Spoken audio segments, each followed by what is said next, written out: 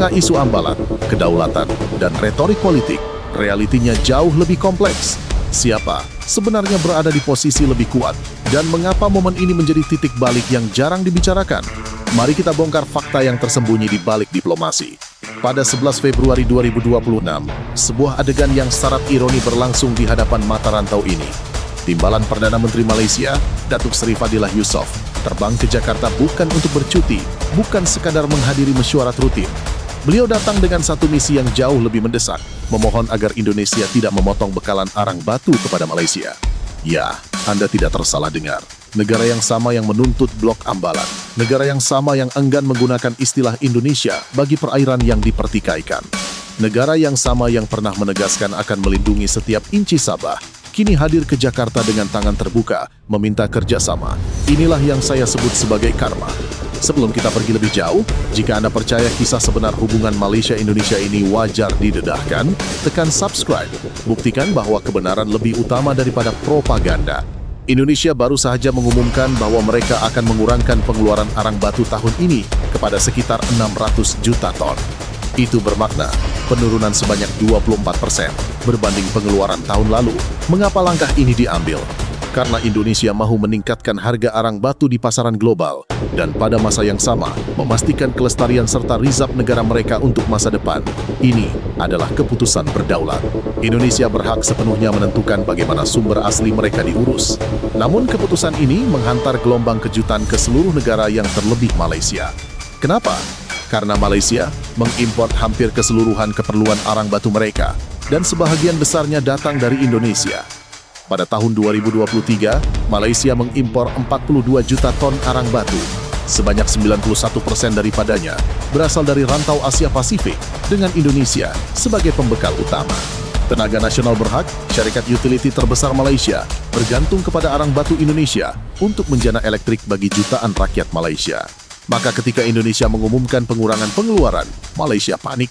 Itulah sebabnya Timbalan Perdana Menteri sendiri terbang ke Jakarta untuk bertemu Menteri Tenaga dan Sumber Mineral Indonesia, Bahlil Lahadalia, serta utusan khas Presiden untuk Tenaga dan Iklim, Hashim Joyo Hadikusumo.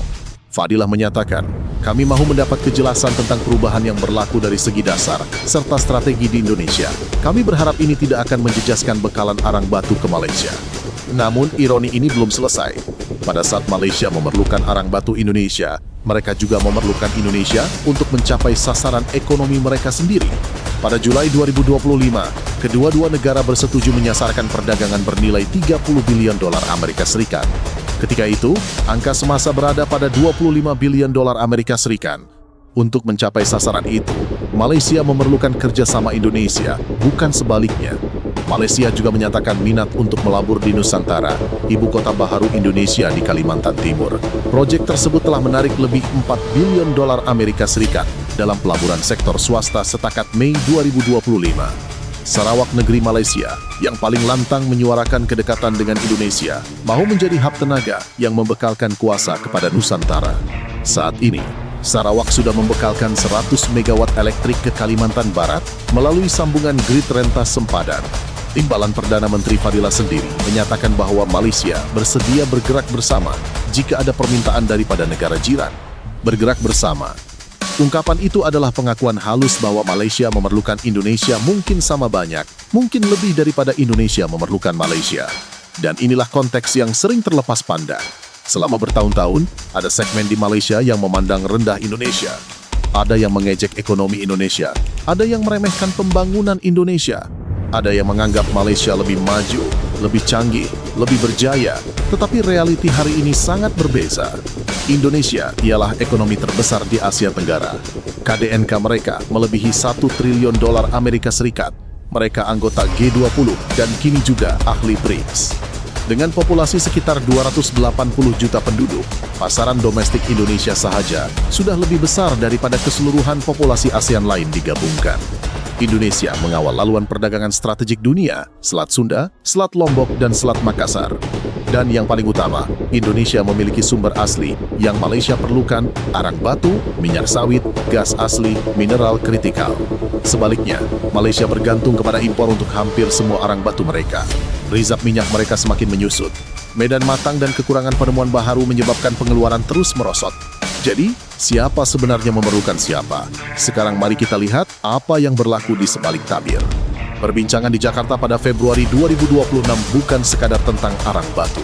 Ia turut melibatkan grid kuasa ASEAN, kabel bawah laut yang menghubungkan Sarawak dan Johor, serta pelanjutan memorandum persepahaman kerjasama sektor tenaga antara kedua-dua negara. Ini adalah proyek infrastruktur besar dan Malaysia tidak mampu melaksanakannya sendirian. Ironi terbesar ialah ini, ketika Malaysia memerlukan Indonesia untuk tenaga, makanan, dan perdagangan, pertikaian wilayah di Ambalat masih berlanjut. Ketika Malaysia memerlukan pelaburan dan akses ekonomi Indonesia, parlemen mereka masih mendesak pendirian yang lebih keras terhadap Jakarta. Ketika Malaysia berharap bekalan arang batu tidak terputus, istilah Ambalat sendiri masih menjadi sensitivity diplomatik.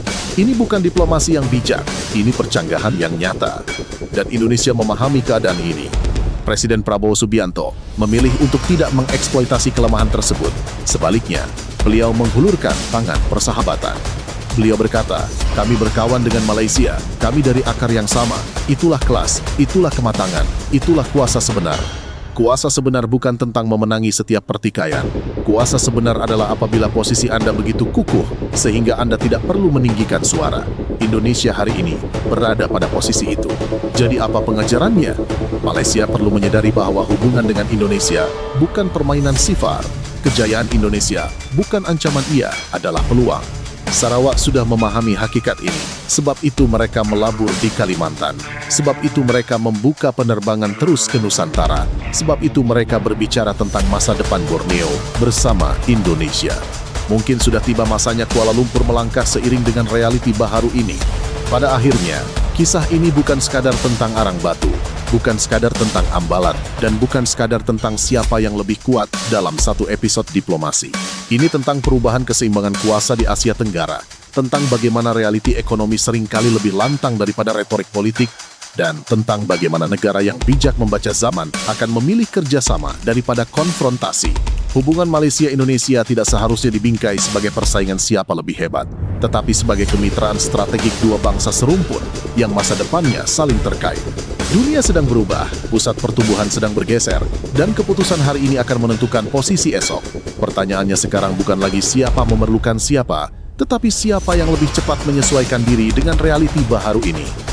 Jika kita benar-benar mahu melihat rantau ini kuat, stabil, dan makmur, maka kedewasaan, kejujuran, dan visi jangka panjang harus mengatasi ego dan sentimen sesaat.